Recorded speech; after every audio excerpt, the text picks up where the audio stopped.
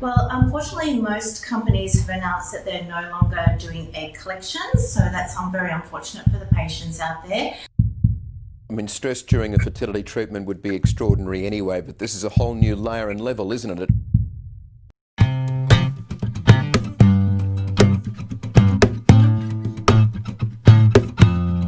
He said, look, I'm going to work to get you done tomorrow. So, oh gosh, this is nerve-wracking. never wanted my ball to be blown apart so much in my life. Still working it all out, but it's very likely that your procedure will go ahead tomorrow. Okay.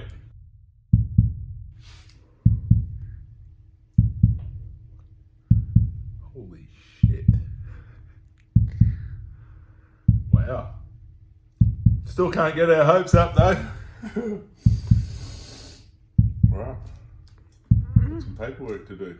How you holding up there, babe? I'm not okay.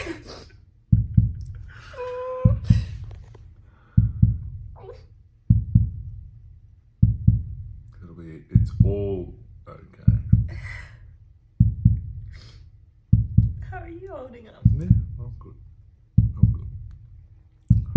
This is unexpected. I gotta get this stuff done.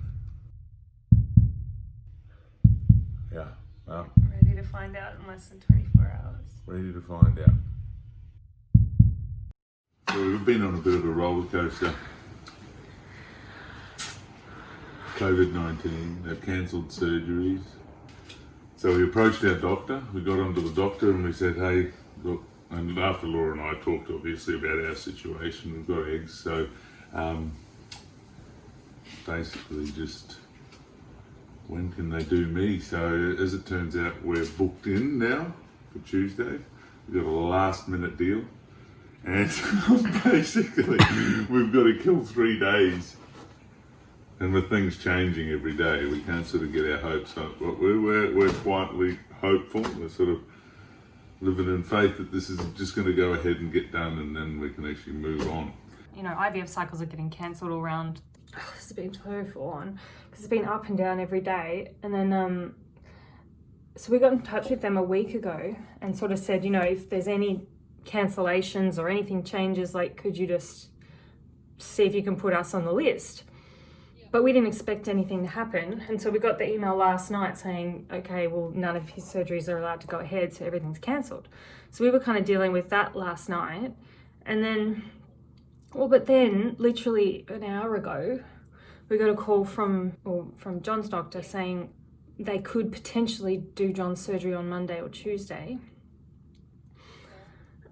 Which is also a bit problematic because there's preparation that needs to be done. Jon was supposed to be taking certain drugs, which he's taken before, but he stopped taking them when we postponed the surgery. And then, so it's a little bit like, okay, well, if we call this too soon, we might go in and find nothing. Whereas if we'd waited, we might have found something. But then by the same token, it's like, well, if we have embryos, then we can, you know, do transfers. And it's kind of like, well, do we have enough eggs? And it's very full on trying to decide whether to pull the trigger. And I'm expecting my period tomorrow or the next day.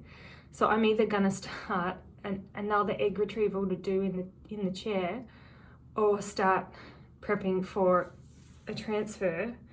And it's just a little bit like, we don't want to make a knee-jerk reaction, but then by the same token, we could be sitting for a year. And then at the end, Jon could have his surgery and there could be no sperm there anyway. Yeah, it's so full on, but we're also aware of the fact that by calling it too early, we might fuck it up forever because we only get one shot. 31 eggs is a reasonable number. It would have been good to have more, but it's a good number. And a friend of ours had a MicroTESE last week and got 13. So that's probably an accurate idea of what we would get. So having loads of eggs isn't. But the other thing that's just come up is that because of the date, because I'm about to start, I haven't even started my period, given the time frame, I won't be able to do a fresh transfer. But potentially we stand the chance, if we rush this, we could throw everything away because Jon's not prepared. Like with his meds, and there's no fresh transfer now. So we're losing 2 safety nets. It's just, like, it's too precarious, and every choice And you can't predict the future, and we only get one shot. I just think, gosh, what if we make a choice and we just regret it for the rest of our lives? Yeah. Well, I mean, it's terrifying just to do it anyway, because then that's the end. Whenever we do it, it's scary to do it anyway. Like, it's there's part of me that just doesn't want to know, because at least while there's hope, you know. This has been a big couple of days. A couple of weeks. All right, a couple of weeks. It feels like it's been a couple of days. I just have to one-up you. Okay, so, oh my God. John's surgery was all booked. So we were like, okay, we'll do a couple more egg retrievals. And then, so we had all that still booked in. We were just waiting. We were watching the announcements from our Prime Minister. We've sort of been hypothesising what was going to actually happen. We'd talked about the possibility that our surgeries weren't going to happen. Everybody's IVF was getting cancelled all around the world, and our doctor, my doctor particularly, kept sort of saying that she was going to keep going because she was in a private clinic. She was going to keep going. So we were paying attention mostly to her. What we didn't sort of think about initially, I didn't think about it. It was my surgery. Obviously, there wasn't much we could do about it, but me being crazy like I am, I started like getting John to email everybody. So I got you actually to email your doctor, like sort of a couple of weeks before this was even going to go down, and said, just see if he has an opening. Like, maybe they've had cancellations. Maybe he could get you in earlier. I think she's saying a couple of weeks. It was literally like a week. If tops. But I was like, let's just get in there first so that we're top of mind, so they're thinking of us. When the announcement came from the Prime Minister that all elective Category 3 surgeries were being cancelled, only urgent surgeries were continuing, I guess we kind of assumed that we would be cut off like everybody else, and that we wouldn't have access to these services anymore. And John's doctor said his surgery was considered non-urgent, so it was cancelled. So he ended up actually calling me and he said he was quietly hopeful, though he said that he thought that the surgery would be cancelled, though he was endeavouring to attempt to get me in before the, before the hospital shut down. We were kind of like, okay, well, we really kind of want to do this surgery now. We have 31 eggs in the freezer. Our aim initially was 20, and we were only doing the extra egg retrievals because we were like, well, John's surgery is already booked, so we can't change the date. And then what happened? I had to pay for it. What do you mean? The surgery. Oh, well. So the weekend we sat on it.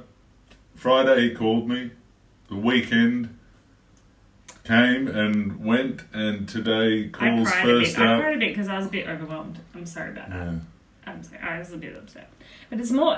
But she's trying to keep me calm. As you can see. How it works. No, he's the calm one. Yeah, you I'm can the emotional one. She's like, John... I wasn't like that. But it was so nerve-wracking because it was almost like, because part of me was like, well, what if we do the surgery and it's too early and we don't have enough eggs? Or, I mean, I would add to it that John hasn't been on the medication he was supposed to be on for the full 3 months, only about a month. And, you know, because I'm not in the right moment in my cycle, the scheduling's wrong, so I haven't been taking the drugs that I need to take. We won't be able to do a fresh transfer, meaning they won't be able to put an embryo straight back in, which is a safe place for an embryo to be. So if the embryos aren't strong enough to freeze, then... So there's all these factors where I was like, what if we go early and it's the wrong decision? Or what if we go late and that's the wrong decision? But we could go early, find out I don't have any sperm, and then we can actually move on to donor sperm. And we're actually on our way. We're getting older. Oh, you're not getting any younger, are you there, love? I hate that. I hate that how they say that women in IVF are so old. I'm not old, but I'm not young. That's what I always say. I'm not old, but I'm not young. One of your profound statements. It is my profound. You're not old, but you're not young. Oh, yeah. And so then I was making my profound statements where I was like, he's either going to do it or he's not. And I'll just look at her to see whether she's done it on purpose. And no. But that's how my brain works. I'm like, he's either going to do it or he's not. Well, Monday's Monday. It's either going to be Monday or it's not. And I was like, okay. So that's when we decided to just leave it all up to the facts. We played our part. We played our hand, and we're just waiting for the cards to be dealt. I finally convinced her to just let go.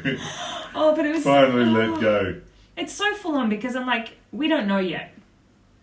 We still don't know yet. We don't know if it's the right decision. So anyway, we still don't know whether it's going to go through. So then we're about midday, we got a call from the hospital, and they said that they were going to go ahead with it. So. Well, they said, what's your credit card number? Yeah, there was a lot of credit card details that exchanged hands today. So, but it's quite expensive to pay it all outright. So John's been just flashing that cash today, just putting down that card. Yeah. Because like first the doctor's calling, then the anaesthetist calling, then the hospital's calling. Everybody wants money. And I even tried to get money off the anaesthetist because I've only got one nut. He tried to get the one ball discount. The one ball discount. But it won't be as long. I'll be under. You're normally working on 2. But you've only got one ball. So yeah. But no discount. No deal. No. I'm just lucky I've got Laura to calm me down.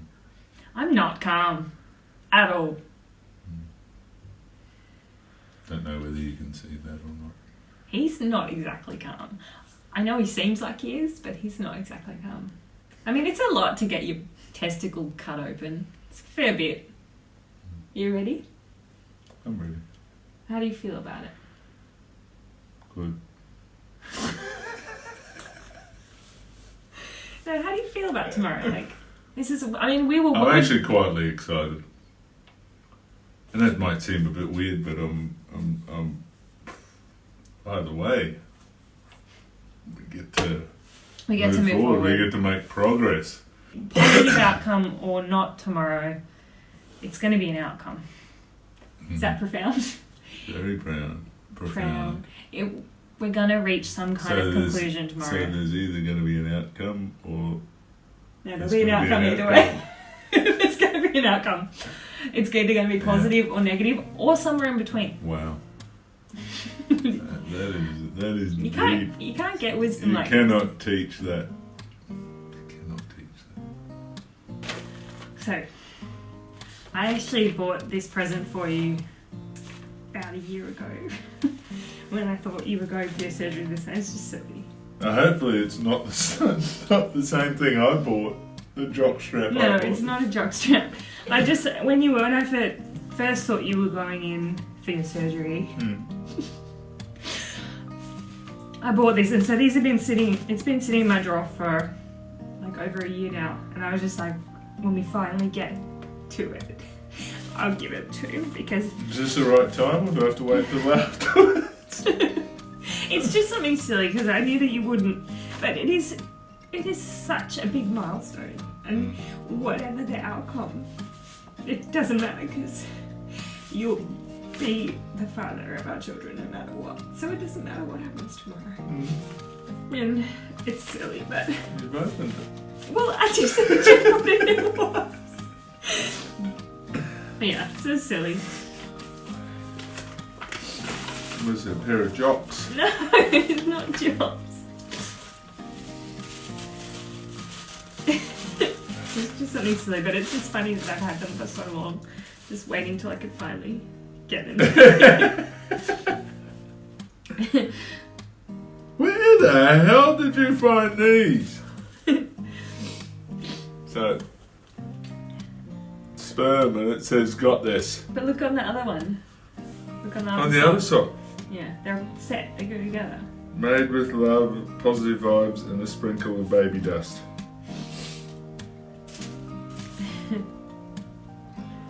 Because you got to keep your feet warm.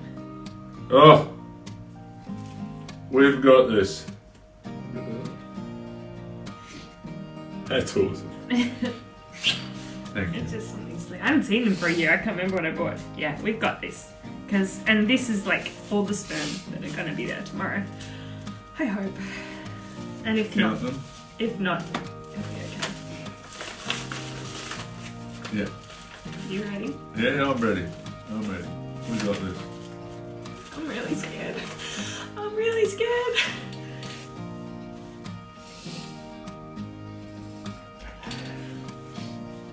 You'll be okay. Yeah. You'll be okay. Don't